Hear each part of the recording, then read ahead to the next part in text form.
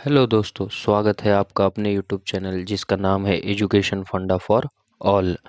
हमने एक सीरीज शुरू की है जिसका नाम है ऑपरेशंस रिसर्च, जिसमें हमने अब तक दो टॉपिक्स कवर किए हैं। पहला टॉपिक था इंट्रोडक्शन टू ऑपरेशंस रिसर्च और दूसरा टॉपिक था असाइनमेंट मॉडल्स। अगर आपने वो वीडियोस नहीं देखे तो मैंने डिस्क्रिप्शन में लिंक प्रोवाइड किए, आप वहाँ से उन वीडियोस को देख सकते हैं। लास्ट वीडियो में हमने नया टॉपिक स्टार्ट किया था जो कि था सीक्वेंसिंग मॉडल्स। आज हम उसी को कंटिन्यू करने वाले हैं, जिसमें हम सीक्वेंसिंग मॉडल्स का दूसरा टाइप लेने वाले हैं। तो टाइप 2 है सीक्वेंसिंग मॉडल्स का 3 मशीन्स एंड n जॉब्स। तो चलो दोस्तों शुरू करते हैं। तो जैसे हमने लास्ट वीडियो में फर्स्ट टॉपिक लिया था, उसमें फर्स्ट टाइप लिया था वो था 2 मशीन्स n जॉब्स।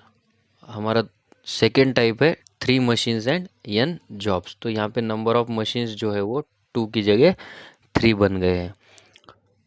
तो हम इसके ऊपर बेस्ड एक न्यूमेरिकल देखेंगे, तो उसे हम शुरू करते हैं। तो सबसे पहले हम प्रॉब्लम का स्टेटमेंट क्या है वो देख लेते हैं। तो देखो, सबसे पहले प्रॉब्लम का स्टेटमेंट है a machine operator has to perform 3 operations, turning, threading and knurling. मतलब यहाँ पे 3 मशीन्स है जिस पे 3 डिफरेंट ऑपरेशंस परफॉर्म होने वाले हैं। तो the time required to perform these operations in minutes for each job is known. तो हर एक मशीन पे कितना टाइम लगने वाला है हर एक ऑपरेशन के लिए, वो इस टेबल में प्रोवाइडेड है। ये 3, 12, 5, 4, 6, 3, 1 ये सारे टाइम्स है रिस्पेक्टिव ऑपरेशन को कंप्लीट करने के लिए। तो अभी हमें फाइंड आउट क्या करना है, देखो, determine the order in which the jobs should be processed in order to minimize the total time required to turn out the all the jobs। मतलब हमें ऐसा ऑर्डर फाइंड आउट करना है जो कि टोटल टाइम को मिनिमाइज कर सके पूरी प्रोसेस कंप्लीट करने के लिए। also find the idle times, मतलब फॉर द 3 ऑपरेशंस, मतलब हमें जितने भी ऑपरेशंस हैं उनके आइडल टाइम्स भी हमें फाइंड आउट करने हैं। तो दोस्तों हम सॉल्व करते हैं अभी क्वेश्चन को। हमारे पास क्वेश्चन आ चुका है। तो देखो, यहाँ पे टेबल में हमें 3 ऑपरेशंस दिए हैं। उन तीनों ऑपरेशंस को कंप्लीट होने के लिए कितना टाइम लगता है विथ रिस्पेक्ट टू जॉब, वो भी प्रोवाइडेड है। अभी हमने लास्ट वीडियो में टाइप 1 का सॉल्यूशन देखा था, उसमें हमारे पास 2 मशीन्स थे। तो उन 2 मशीन्स को यूज़ करके हमने एक सीक्वेंस फाइंड आउट किया था और उस सीक्वेंस को यूज़ करके हमने टोटल टाइम भी निकाला था। लेकिन अभी हमारे केस में कितने मशीन्स है? 3 मशीन्स है। तो अभी इस केस में हमें सीक्वेंस कैसे फाइंड आउट करना है वो हम सबसे पहले देखेंगे। तो देखो, उसके लिए हमें 3 क्वांटिटीज़ फाइंड आउट करने हैं। पहली क्वांटिटी है ए आई। तो ए आई क्या है? Minimum value from first column. तो फर्स्ट कॉलम में से मिनिमम वैल्यू हमें आइडेंटिफाई करना है। तो फर्स्ट कॉलम में मिनिमम वैल्यू क्या आती है? 2। तो हमने यहाँ पे उसे लिख लिया है। नेक्स्ट क्वांटिटी फाइंड आउट करनी है हमें बी आई। बी आई क्या है? Maximum value from second column. तो सेकेंड कॉलम में से मैक्सिमम वैल्यू कौन सी है? देखो, सेकेंड वैल्यू कॉलम में मैक्सिमम वैल्यू है 8। हमने उसे यहाँ पे लिख लिया है। नेक्स्ट क्वांटिटी हमें फाइंड आउट करनी है minimum value from third column. Third column में से मिनिमम वैल्यू यहाँ पे आती है 8। हमने उसे यहाँ पे लिख लिया है। अभी हमने जो रिक्वायर्ड क्वांटिटीज़ थी वो फाइंड आउट किए। अभी इसके बाद हमें एक कंडीशन को चेक करना है। अगर वो कंडीशन सेटिस्फाई होती है तो क्या करना है हम आगे देखते हैं। तो कंडीशन ये है कि if maximum B I is equal to minimum C I. तो हमें क्या करना है? बी आई और सी आई को कंपेयर करना है। तो देखो, if maximum B I is equal to maximum C I, तो हमारे पास बी आई की वैल्यू कितनी है? 8 और सी आई की वैल्यू कितनी है? 8। तो ये कंडीशन हमारी यहाँ पे सेटिस्फाई होती है। तो अगर ये कंडीशन सेटिस्फाई होती है तो क्या करना है? जो हमारे पास 3 कॉलम्स है उनको हमें कन्वर्ट करना है इनटू 2 कॉलम्स। वो कैसे करना है? तो ए प्लस बी को एक कॉलम कंसिडर करना है और बी प्लस सी को दूसरा कॉलम कंसिडर करना है। तो देखो, यहाँ पे ए प्लस बी और यहाँ पे बी प्लस सी। करना कुछ नहीं है, सिर्फ जो क्वांटिटीज़ ए में है और जो क्वांटिटीज़ बी में है उनका एडिशन करना है। जैसे देखो यहाँ पे इसको देखते हैं। देखो यहाँ पे 3 है और यहाँ पे 8 है, तो हमने ए प्लस बी में क्या लिया, 3 + 8 = 11। उसी तरह बी में 8 है और सी में 13 है, तो हमने यहाँ पे क्या लिया, 8 + 13 21। उसी तरह पूरे जो जॉब्स हैं हर एक जॉब को A plus B and B plus C के कॉलम में लिखना है, तो हमें उसके बाद ये वाला टेबल मिलेगा। तो आप उसे जब सॉल्व करेंगे तो आप 1 बाय 1 ऐड करके आपको यही टेबल मिलने वाला है। मैंने यहाँ पे डायरेक्टली लिया हुआ है। आगे बढ़ते हैं। अब ये टेबल फाइंड आउट करने के बाद हमें फाइंड आउट करना है सीक्वेंस ऑफ जॉब शेड्यूलिंग। तो अभी सीक्वेंस फाइंड आउट करने के लिए हमने टाइप 1 में देखा था वही प्रोसीजर जो है वो फॉलो करनी है। सबसे पहले क्या फाइंड आउट करना है, इस टेबल में सबसे मिनिमम टाइम जहाँ पे है वो फाइंड आउट करना है, मिनिमम क्वांटिटी आइडेंटिफाई करना है। तो देखो सबसे मिनिमम क्वांटिटी कौन सी आती है, यहाँ पे आता है 8, और 8 से मिनिमम कुछ है क्या, नहीं है। तो सबसे मिनिमम जो है वो 8 आता है। वो कौन से जॉब के लिए, 4th जॉब के लिए और ए प्लस बी के लिए। तो हमें उस 4 को ए प्लस बी की साइड में लिखना है। अभी हमने इसे कंसिडर किया है तो हम इसे कैंसिल कर देते हैं। Next minimum quantity find out करो। देखो 8 के बाद मिनिमम आता है 9, वो किसकी साइड में है, ए प्लस बी की साइड में है। तो फिर से हमें इसे ए प्लस बी की साइड में लिखना है और इसे हमें कैंसिल कर देना है। नेक्स्ट मिनिमम क्वांटिटी देखो क्या है, यहाँ पे 11 है और यहाँ पे भी 11 है। तो दो जगह पे 11 है, लेकिन एक 11 जो है वो ए प्लस बी की साइड में है फर्स्ट जॉब के लिए। तो हम 1 ए प्लस बी की साइड में लिख देंगे और उसे कैंसिल कर देंगे। और दूसरा 11 जो है वो बी प्लस सी की साइड में, तो हम उसे बी प्लस सी की साइड में लिखते 5th जॉब के लिए और उसे कैंसिल कर देंगे। अभी next minimum value find out करो। नेक्स्ट मिनिमम वैल्यू आती है 12, वो किसकी साइड में है, ए प्लस बी की साइड में और जॉब नंबर है 6। तो हम उसे ए प्लस बी की साइड में लिख देते और कैंसिल कर देते। अभी लास्ट जॉब बचता है 2 और जगह भी एक ही है, तो हम इसे यहाँ पे 2 लिख देते हैं। इस तरह से हमें जो सीक्वेंस है वो मिल चुका है, सीक्वेंस हमने फाइंड आउट कर लिया है। अभी आगे हमें फाइंड आउट करना है जो हमें पूछा है। देखो ये जो सीक्वेंस मिला है उसे यूज़ करके हमें ऐसा एक टेबल बनाना है जिसमें हमें सारे ऑपरेशंस और सारे जॉब्स को कंसीडर करने हैं। देखो यहाँ पे टर्निंग ऑपरेशन है, थ्रेडिंग ऑपरेशन है और नर्लिंग ऑपरेशन है। इस कॉलम में हमें टर्निंग के इन टाइम को लेना है और यहाँ पे टर्निंग के आउट टाइम को। सेम केस थ्रेडिंग के लिए भी आएगा और सेम केस नर्लिंग के लिए भी आएगा। इसमें हमें इन टाइम और आउट टाइम मेंशन करते जाना है, ठीक है। और सीक्वेंस जो है वो हमें मिल चुका है तो हमने उसे लिया है। देखो 4 3 1 6 2 5, यही सीक्वेंस हमें यहाँ पे मिला है, 4 3 1 6 2 5। अब इसे यूज़ करके हमें सॉल्व करना है। और यहाँ पे टाइम्स जो है वो कहाँ से कंसिडर करने, जो हमारे प्रॉब्लम में जो टेबल दिया था उसी टेबल को हमें यूज़ करना है। वो टेबल मैंने फिर से यहाँ पे लिया है क्योंकि आसानी होनी चाहिए देखने के लिए। तो इस टेबल को हम अभी फिल करना स्टार्ट करते हैं। जैसे हमने टाइप 1 में टेबल फिल किया था उसी तरह से यहाँ पे भी टेबल को फिल करना है।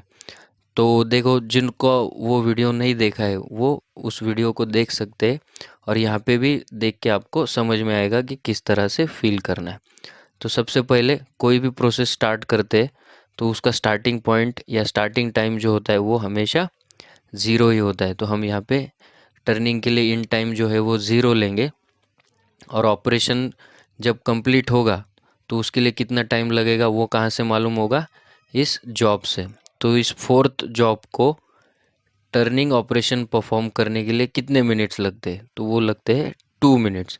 तो यहाँ पे आएगा 0 + 2 2 मिनट्स। अभी 2 मिनट के बाद जो टर्निंग ऑपरेशन कंप्लीट हो जाएगा तो वो कहाँ जाएगा, थ्रेडिंग ऑपरेशन के लिए। तो थ्रेडिंग ऑपरेशन के लिए इन टाइम क्या आएगा 2, क्योंकि 2 मिनट्स के बाद ही थ्रेडिंग स्टार्ट होगी। तो थ्रेडिंग ऑपरेशन का इन टाइम रहेगा 2। अभी उस प्रोसेस को कंप्लीट होने के लिए कितने मिनट्स लगते हैं, 6 मिनट्स, तो यहाँ पे 2 + 6 आएगा 8। अभी 8 मिनट्स के बाद हमारा second operation threading operation complete हो जाएगा, तो वो जाएगा नर्लिंग नर्लिंग के लिए। तो नर्लिंग के लिए इन टाइम क्या रहेगा 8 मिनट्स, क्योंकि 8 मिनट्स के बाद ही वो नर्लिंग ऑपरेशन के लिए आएगा। तो यहाँ पे इन टाइम 8 रहेगा, और अभी 8 के बाद प्रोसेसिंग टाइम कितना है यहाँ पे 12 मिनट्स, तो 8 + 12 आएगा 20 मिनट्स। तो यहाँ पे हमारा फोर्थ जॉब जो है वो कंप्लीट हो चुका है। अभी नेक्स्ट जॉब पे जाना है। नेक्स्ट जॉब कौन सा है? Job number 3। तो जॉब नंबर 3 के लिए अभी इन टाइम क्या रहेगा, टर्निंग ऑपरेशन की में जो इन टाइम है वो प्रीवियस आउट टाइम रहेगा। ध्यान रखना है, फर्स्ट ऑपरेशन जो भी रहेगा उसमें इन टाइम आपको प्रीवियस आउट टाइम लेना है। तो यहाँ पे प्रीवियस आउट टाइम कौन सा है 2 मिनट्स, तो यहाँ पे इन टाइम आएगा 2 मिनट्स। तो अभी इस 2 मिनट में हमें ऐड करना है जॉब नंबर 3 का टर्निंग ऑपरेशन का टाइम। तो जॉब नंबर 3 के लिए टर्निंग ऑपरेशन का टाइम है 5 मिनट्स, तो यहाँ पे 2 + 5 आएगा 7 मिनट्स। अभी 7 मिनट्स के बाद ये जाएगा थ्रेडिंग ऑपरेशन के लिए। लेकिन अभी थ्रेडिंग ऑपरेशन का इन टाइम आपको कहाँ से मिलेगा? देखो, आपको कंपेयर करना है इस टाइम को और इस टाइम को। इसमें से जो मैक्सिमम रहेगा, ध्यान रखना है, इसमें से जो मैक्सिमम रहेगा वो आपको कंसिडर करना है in time for threading operation. तो यहाँ पे 8 मैक्सिमम है, तो हमने 8 को कंसिडर किया है। तो ये आएगा 8 प्लस थ्रेडिंग के लिए कितना टाइम लगता है 4 मिनट्स का, तो 8 + 4 ये आएगा 12 मिनट्स।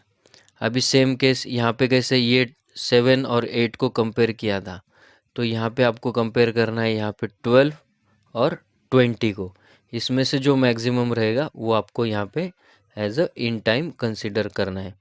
अभी इन टाइम यहाँ पे मैक्सिमम क्या है 20 है, तो हमने 20 को कंसिडर किया है।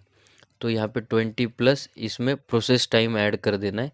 नर्लिंग के लिए प्रोसेस टाइम कितना है जॉब 3 का 9 मिनट्स, तो ये आएगा 20 + 9 = 29। अभी ये हो गया जॉब नंबर 3। इसके बाद हमें आगे बढ़ना है जॉब नंबर 1 के लिए। अभी सेम प्रोसेस रिपीट करते जाना है। मैंने बोला था आपको कि फर्स्ट ऑपरेशन हमारा टर्निंग है, तो उसमें इन टाइम क्या रहेगा, जो भी प्रीवियस जॉब का आउट टाइम है वो हमारा इन टाइम रहेगा। तो यहाँ पे प्रीवियस जॉब का इन आउट टाइम था 7, तो हम इसे इन टाइम 7 कंसिडर करेंगे। अभी 7 में आपको जॉब नंबर 1 का प्रोसेसिंग टाइम ऐड करना है, वो आएगा 3 मिनट्स। तो ये 7 + 3 आएगा 10। अभी यहाँ पे कंपेयर करना है इस 10 को 12 के साथ, तो 10 और 12 में मैक्सिमम क्या है 12, तो ये इसका इन टाइम बनेगा। इस 12 में अभी आपको ऐड करना है प्रोसेस टाइम। प्रोसेस टाइम कितना है 8 मिनट्स का, तो ये बन जाएगा 12 + 8 20। अभी इस 20 को कंपेयर करना है 29 के साथ, प्रीवियस आउट टाइम के साथ।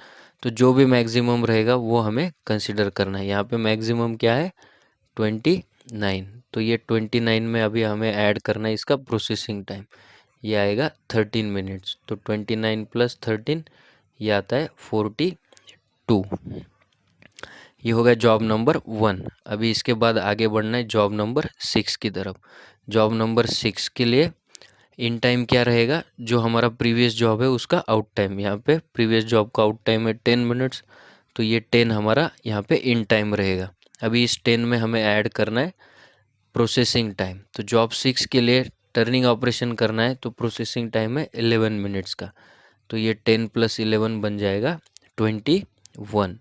तो अभी इस 21 को कंपेयर किससे करना है previous out time of threading, तब हमें जाके मिलेगा इन टाइम ऑफ थ्रेडिंग। तो यहाँ पे 20 और 21 में बिगर है 21, तो हम 21 को कंसिडर करेंगे, ये आएगा 21। इसमें प्रोसेस टाइम ऐड कर देना है, तो वो बन जाएगा 21 + 1 ये आएगा 22। अभी यहाँ पे फिर से कंपेयर करना है थ्रेडिंग का आउट टाइम और प्रीवियस नर्लिंग का आउट टाइम। जो मैक्सिमम रहेगा वो हमें कंसिडर करना है। मैक्सिमम क्या है 42, तो हम 42 को कंसिडर करेंगे और 42 में हमें ऐड कर देना है इसको required process time knurling operation के लिए वो है 13 मिनट्स का। तो 42 + 13 आएगा 55। इसके बाद 6 जॉब कंप्लीट होने के बाद हम आगे बढ़ेंगे सेकेंड जॉब के लिए। तो सेकेंड जॉब के लिए यहाँ पे इन टाइम आएगा 21। उस 21 में हमें प्रोसेस टाइम ऐड कर देना है जो कि है 12 मिनट्स का। तो वो 21 + 12 बनेगा 33। इसको कंपेयर करें तो मैक्सिमम क्या आता है 33। तो 33 हमारा इन टाइम बनेगा। इस इन टाइम में हमें प्रोसेस टाइम ऐड कर देना है। तो 33 प्लस प्रोसेस टाइम है 6 मिनट्स का, तो ये आएगा 39। अभी यहाँ पे कंपेयर करना है 39 को 55 के साथ। जो मैक्सिमम है वो कंसिडर करना है। यहाँ पे 55 मैक्सिमम है तो हम 55 को कंसिडर करेंगे और उसमें प्रोसेस टाइम हम ऐड कर देंगे। प्रोसेस टाइम आता है हमारा 14 मिनट्स का। तो 55 + 14 ये कितना आता है 69 मिनट्स। ये हो गया सेकेंड जॉब कंप्लीट। अभी हमें आगे बढ़ना है फिफ्थ जॉब के लिए। तो फिफ्थ जॉब के लिए इन टाइम क्या रहेगा प्रीवियस आउट टाइम, तो वो है 33 मिनट्स का। तो हम यहाँ पे 33 लिख लेंगे और उसमें ऐड कर देंगे टर्निंग ऑपरेशन का प्रोसेस टाइम जो कि है 9 मिनट्स का। तो ये आएगा 33 + 9 = 42 मिनट्स। अभी थ्रेडिंग के लिए इन टाइम फाइंड आउट करना है तो क्या करना है, यहाँ का आउट टाइम और previous out time threading operation का वो हमें कंपेयर करना है। तो 39 बिगर है या 42, तो हमारे पास 42 बिगर है, उसे हम कंसिडर करेंगे और 42 में हम ऐड करेंगे प्रोसेस टाइम कितना है 3 मिनट्स का। तो ये 42 + 3 कितना आता है 45। नेक्स्ट नर्लिंग के लिए जो इन टाइम रहेगा उसके लिए हमें यहाँ पे कंपेयर करना है 45 और 69 को। जो मैक्सिमम है उसे कंसिडर करना है। तो यहाँ पे मैक्सिमम क्या आएगा 69। इस 69 में हमें क्या ऐड करना है, जो प्रोसेस टाइम है ये है 8 मिनट्स का। तो 69 + 8 कितना आता है 77। तो ये हो गया हमारा फिफ्थ जॉब भी कंप्लीट। इस तरह से हमने पूरे जॉब्स जो है वो कंप्लीट कर लिए हैं। अभी हमें जो क्वांटिटीज़ पूछे हैं वो हम एक एक करके फाइंड आउट करते हैं। सबसे पहले हमें क्या पूछा है मिनिमम इलेप्स्ड टाइम, या फिर इसको हम टोटल इलेप्स्ड टाइम भी कहते हैं। टोटल या फिर मिनिमम जो भी पूछा है वो एक ही क्वांटिटी है वो फाइंड आउट करनी। तो टोटल और मिनिमम इलेप्स्ड टाइम जो रहेगा, जो लास्ट ऑपरेशन है हमारा नर्लिंग वो कंप्लीट होने के बाद जो टोटल आएगी वो हमारा टोटल इलेप्स्ड टाइम रहेगा। तो वो कितना है 77 मिनट्स का। ये हमारा पहला आंसर हो गया। अभी इसके बाद हमें क्या फाइंड आउट करना है idle time for turning operation. तो idle time for turning operation क्या आएगा total elapsed time, total elapsed time minus total time of turning operation, total time of turning. तो वो कितना बनता है देखो, टोटल टाइम कितना है हमारा 77 माइनस 42, वो कितना आएगा 35 मिनट्स का। ये हो गया total idol time of turning operation. ये दो क्वांटिटीज़ हमारे फाइंड आउट हो चुके हैं। अभी हमें फाइंड आउट क्या करना है idle time for threading machine. तो idle time of threading machine के लिए हमें क्या फाइंड आउट करना है total elapsed time minus total time of threading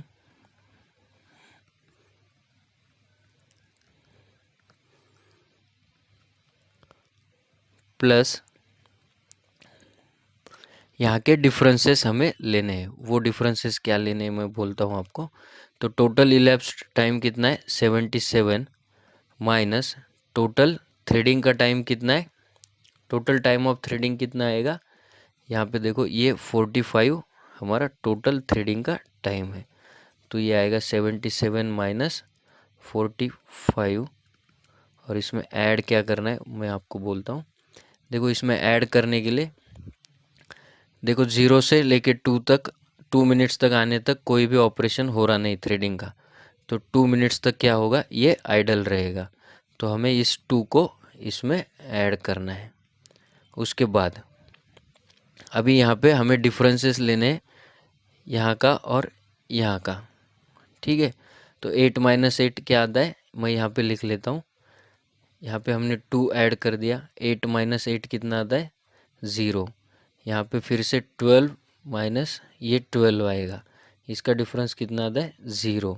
फिर यहाँ पे 21 - 20 डिफरेंस कितना आता है, 1। इसके बाद 33 - 22 कितना आता है डिफरेंस, 11। और यहाँ पे 42 - 39 कितना डिफरेंस आता है, 3 का। इन सबको यहाँ पे ऐड कर देना है। तो वो क्या बन रहा है, 2 + 0 0 1 11 3। तो ये आएगा 2 + 0 + 0 + 11 + 1 + 3। इन सब की टोटल कितनी आती है, वो हमारा रहेगा idol time of threading operation. तो वो हम एक बार कैलकुलेट कर दे।